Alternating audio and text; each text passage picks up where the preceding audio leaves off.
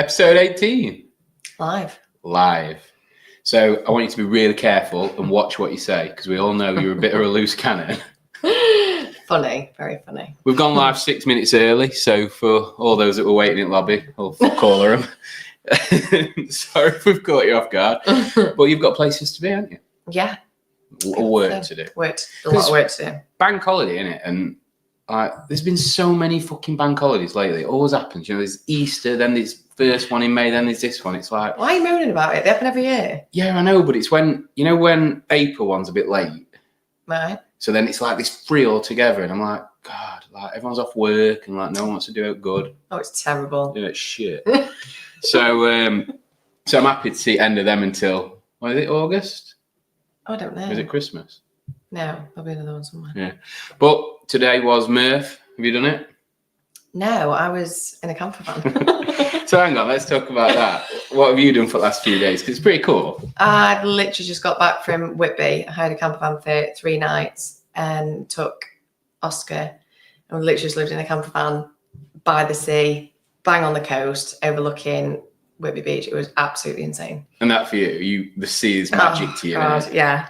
And how did he get on with it? He loved it. He said, can he keep the caravan? The camper van, which he was very upset when we had to drop it off today. Very upset. No, he absolutely loved it. So I'm considering it being my next project. Of course you are. Just in case you didn't have enough to do. No, but I love it. Absolutely loved it. We went crabbing, we had ice cream, we walked up mountains, we ran in the beach. He was naked nearly the entire time, so he's come back with a cold, but I couldn't keep his clothes on, so. Decent. He was having a lovely time. Rock pools, climbing, or literally everything. Anything and everything, we've done it. And he's loved it. So, absolutely loved it. Cup full. Very, very much so. Good. Very much so. And that was better than what I did then. What did you do? I did Murph. Just Murph all weekend? No, I did some other bits. Like I actually had a drink yesterday with mum and dad. I don't often I don't drink that much at the moment, but I drink even less frequently with my parents. Yeah. It's just not something I've really done. So yeah, I went for Sunday dinner with them. Nice. Big slab of brisket and a bottle of red. So beautiful. Yeah, Murph was a little bit more challenging than I anticipated this morning, but it's one of them, Murph, innit? It's never like, it's not one of them that you feel, it's like more the endurance of it than anything else. So yeah, I was happy with it today. It was good. Felt good. Great turnout of project, like you'd imagine for Murph. So it always is. Yeah, a really good morning. And I love seeing it all over socials, everyone doing it. Like, we're all doing the same thing at the same time, and it's really cool. So that's pretty much the updates. We did a Defiant Games review where we went through the feedback. We did. So if you want to go back and watch that, you can, and we'll not do that to death. No. And I'm booked to go to the CrossFit Games. Very nice. You couldn't care less, could you? It makes you happy, so I'm happy for you. Yeah, well, that's like, some of my mates are competing. I was like, because I was deliberating between going and doing something else. And I was like, why would I not do this? Like, my mates are competing. That they're in, yeah. And I get to see them live and then, like, interact with them. And then for me, like last year, I did the games updates where I was having to consume loads of information like overnight, and it was difficult. I'm going to be in Thicker at this time, so I'll be able to do some pretty good updates.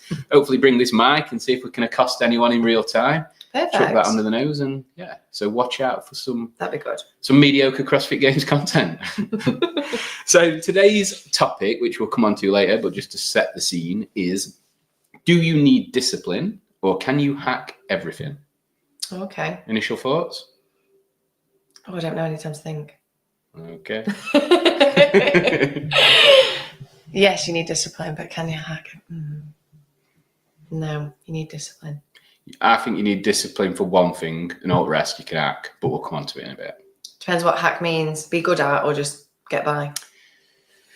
Let's come on to it. Fine. Because we're delving. Okay. So we'll start with, should we start with your top tip or the question? Top tip. Top tip? Yeah, go for it. So thank you pages is my top tip. Okay. Massively undervalued. So that can be if you enter in a competition to win a camper van, for example. Fuck me. We're going to get past this. Say you enter a competition, you put your name and email address, or it could be a lead magnet, download this guide for X, whatever it is. And then you get to a thank you page. And if the thank you page just says, thank you for filling in your details, check your inbox, it'll be with you shortly. That then, if someone is willingly given their data, is the warmest time you will ever have that lead. So utilize it more. Same with like the receipt for clothing. So say they say, thank you very much for your purchase. Here's what you've just bought. It could be like, here's something else that you might like. Or if you do this, you could get that. It's funny you say that because I've recently got stuck in a loop with Represent. Their vaults on. Every time I bought the thank you page made me buy something else. So there's like 3 things that you could do. Make more offers, like I just said. You've just bought this, so what about that? So the loop that you've just got into. Or you could get more data. So for example, I've just given you my name and email address, and now I want to know a bit more. Say for example, company size, my position, turnover, date of birth, for birthday stuff, whatever it is. At that point, you're more than likely going to get more. Or increase trust and credibility. So maybe like testimonial videos, or here's what our clients say about us, just to give people a little bit more of an insight into who you are, so that when something does arrive in your inbox, they're as warm as they can be at that point. And what do you think the art of a good thank you page is? Or does it not really that they do something else off the back of it? Right. If you can get, because obviously you've paid or you've worked hard for that click or that data in the first place, if you can get anything as part of your prospect journey to happen after that, then that's a successful thank you page. Okay. So I've got to that point. If they click or give more or do more or buy more, then you smashed it. And you're red hot then, aren't you? Yeah. Like, especially, I think, if you've given data, I'd say you're warm, obviously, because you've given the data. But when you've bought something, you get that endorphin hit from buying, don't you, really? Like, we all get a little bit of that, unless you're buying a new house, I suppose. But I don't know. I get that. Well, there you go. But yeah, I think you are like, I know I am, and I'm a weird buyer. I'm like a very impulsive buyer. So like that'll appeal to me even more because I'm red hot and then I'm impulsive. And most people are, I think, when they shop, because it's that sort of, I don't know, when you spend a bit of money, the next bit doesn't seem as much, does it? It's like, it's always quite knock-on effects there. So thank you pages. Yeah. I like it. Thanks. We better set some up, haven't we? It's coming soon. Good. So the question then that we have got. Who's it from? It's from, well, what I've done, I had a few, but I wanted one that was like a little bit more light-hearted. I don't know if this is light-hearted, actually. So I've adapted something Mike Allen asked on the last podcast. So he asked, how do you think the universe will end? So I'm going to say, rather than universe, because our universe is our world, the universe ending, you get into realms of a bit of physics then. I don't think we're capable of discussing that with any real substance. No. So I will say, how do you think the world will end? How I hope it will end. Well, fucking hell, you hoping it ends, are you? No, but it's something's going to happen. One big bang, we all go together and no one knows it's coming. That's how I hope it ends. And how do you think it'll end? Big meteor. Big meteor? You mean a meteor? Meteor. A big meteor sounds like a stripper. Like a sleeve. Big meteor. What's your stripper name? Big Meaty. Comes and blows us all up together. Done, dusted. What about you? I think it'll be because of climate change. I think there's too many cows in fields. There's too many people eating eggs and steak. There's too many people with petrol cars. Like, there's too many people like breathing. And I just think like it's all going to get too much. Just ask Greta. She's okay with it. What do you really think? I think that's a load of bollocks. Maybe sea level rise, which hasn't risen for 200 years. There's lots you could unpick with that. So probably won't be that to other people scaremongered by morons and Sky News. You wish this were alive now, don't you? But I think, like you said, I think the obvious one that people lean towards is, I think a big stripper's going to come in. But I think that a lot of people like sort of lean towards nuclear war and things like that, won't they? Or like resources running out. But I don't think that'll happen. We adopt and we evolve as a human race that if one resource runs low that we need to survive, the greatest minds will create new ones. And I think with nuclear war, we've come close to it in the past with the Cold War, the Cuban Missile Crisis and things like that. But I think common sense always prevails, because unless you are an absolute complete and utter lunatic, you do have self-preservation. And you press a button for nuclear war, every fucker presses them, it's game over, we're all dead. Yeah. So there's no end to that. There's no like good end to that. And I think people know that. So I don't think it'd be that. And like you, I think that's the only logical way to think of it is a meteor. Meteor. That's my catch accent, on. though. You've said it wrong. That's my accent. So true. But yeah, So I think there'd be something. But then even those, you know, you'd like to think with all the technology we have, you could spot one coming a mile off, and then we'll just send Bruce Willis and lads that look like Armageddon. Split it in half. Yeah, what a great film. Great film. Yeah. Nice to watch that. Someone I know used to call it Armageddon. Thought that's what it was. Armageddon. Yeah. I don't think it'd have sold as many tickets if it were called that. Yeah. No, probably not. A meteor. A meteor. Right. So you get quite a few sign up for that. I think, well, I'll take your word for that. If that's what you're into. Bet they've got a good thank you page. Yeah, I bet they do. So we're flying through this. What are we? 10 minutes. It's almost like we've done it before and sound didn't work and we're ready to go, isn't it? It's weird, isn't it? Yeah, it's like that's heartbreaking. So heartbreaking. So, onto the topic, which is, what is it? Do you need discipline, or can you just hack everything? So we're delving in, and you were saying that you think that you need discipline. I think you need it to be good at something. I think you can get by hacking things with the likes of like technology, ChatGPT, phones, all the other bits and pieces. I do think like it's got the answers there right in front of you. So if you want to just get by, then you can definitely get by, I think, through hacking. But to be like good at something, even if you're good at hacking, you've got to be good at the hacking to be good at the something. That's an interesting loop. You know what I mean, though? So like because we all have the same resources available to us, but some people will be better at using them. Like if you just put your fucking a stupid question in ChatGPT, you'll get a stupid answer. But if you put in a decent prompt and start building your profile on exactly. Yeah. So I think like that, then I think the better you get at it. It depends what you want the outcome to be. So like I say, if you want like not an average outcome, but if you want if you don't really care about the outcome, if you want like a really good outcome, I think that you've got to get disciplined. Do you think that then? Do you think that like there are no successful business owners that lack discipline? Because you're saying to be really good at something, you must have discipline. Whereas I don't necessarily think that's true. I don't say all. What do you mean? I think that you can get by in life and do very well in life with very little to zero discipline.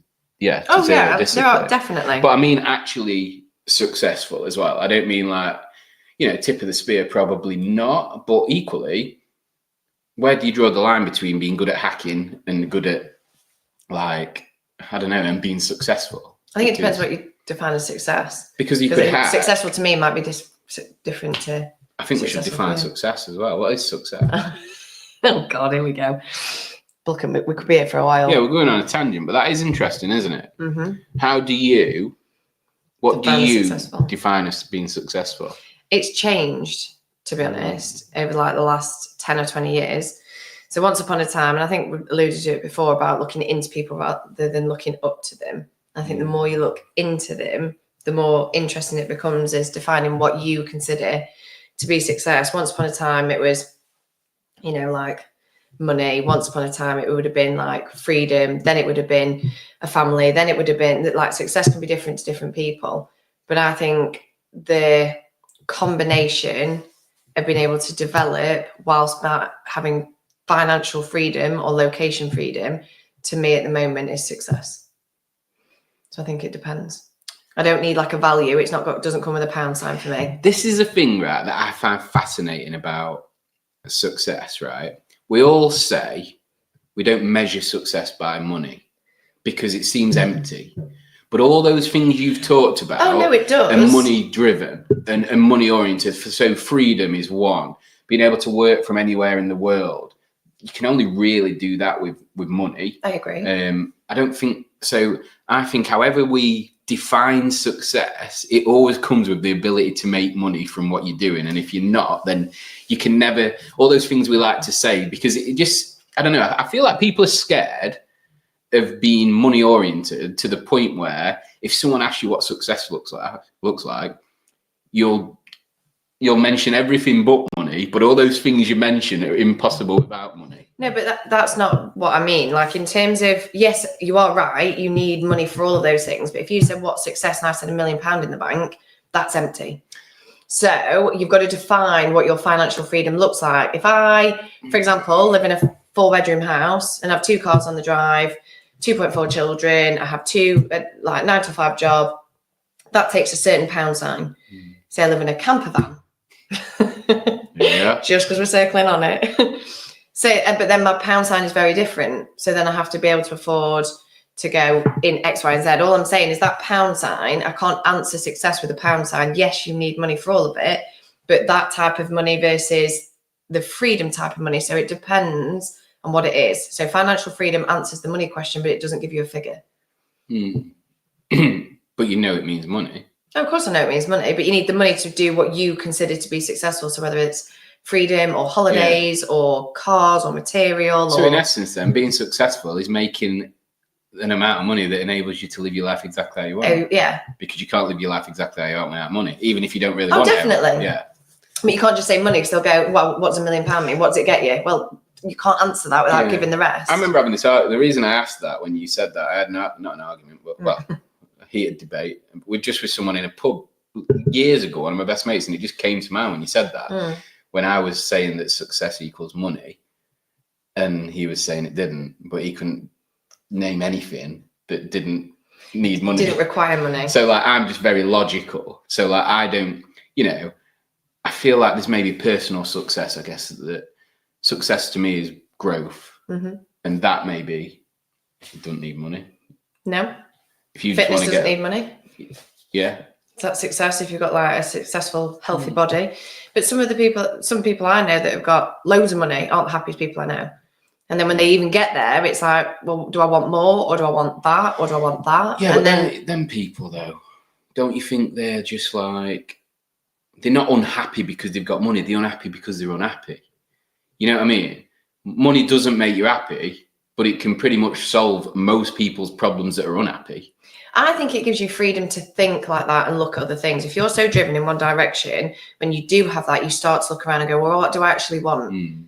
Because getting to this point, it's taken me, whether it be your health, for example, or your family or your love life or whatever it is, and you get to a certain point and then you're like, right, now I can pick my head up, look around and go, right, well, I've got this far. How do I now want to spend the next 10 or 20 years of my life now that I've done this? And some people will keep going and chase the pound sign. And some people will go, well, actually, now success to me, even though money, they're successful, the other bits are missing. So that's why I answer it slightly differently. Yeah. So do you think like that, people like Elon Musk, for example, has got so much money that he would never need to, he couldn't spend it all if he tried. Yeah. So it's weird, isn't it? Do you think then that becomes a tipping point where when you have so much money, then success gets redefined and then it's about maybe a legacy and all that kind of stuff. But to get to that point, you have to have so much money that you're not driven by money, because you could never say that someone that's got so much money they could never spend it is driven by money, because they don't need any more. Yeah. So what are they driven by? I don't know. I'd assume you would have to ask him. I'd say experience. To fucking ask him.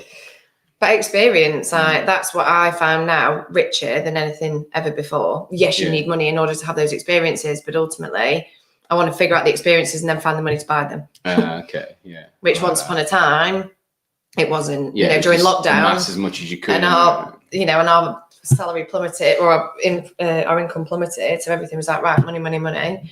Figure out what gives us stability. Then we did well, and then it's layering on top of that. And then I was like, even 4 days sat in a field has just given me more. And I was like, that experience is unreal. Like, I absolutely loved it. So what's the next one? What do I do? Yeah. And there are a few that I booked while I was away. Good. It's like next. So I think that's my version of success. Okay, so we've deviated slightly from the topic on that. So in terms of hacking everything, do you think you could get to that level of success without discipline by hacking? And what is hacking? So say I'm not that disciplined, but I implement a great team of amazing people that are disciplined and do the work, and I delegate effectively. I've hacked, haven't I, there? Have you? You are thinking strategically. Yeah, but so I wouldn't say that's a hack. Yes, but that we're not talking about thinking strategically. I think you can have a lack of discipline and think strategically, can't you? I could be like, fuck this, I can't be arsed. I'll get all these people to do it because I don't have discipline. So like you could look at it that way, and then they end up exceeding expectations and being great. Whereas it isn't necessarily just about Maybe. Like, yeah. So what's one thing that you think you can't hack? Fitness. That is it, isn't it? Yeah. If you think about everything in the world that you do, ChatGPT can't get you to the gym. Yeah, it could give you a workout, but you still got to do it. Yeah. And that's the thing, isn't it? When I know we've like circled it back to fitness, but I cannot think of anything in the world that you can't hack other than that. Your health and fitness is a direct reflection of the effort and the discipline and the work that you put in. And there's just nothing outside of that can give you that, is there? No. Even though they do magic pills now, don't they? They do, but again, it's like if you look at those magic pills and Ozempic that strips your bone mass and every part of you, which is just crazy.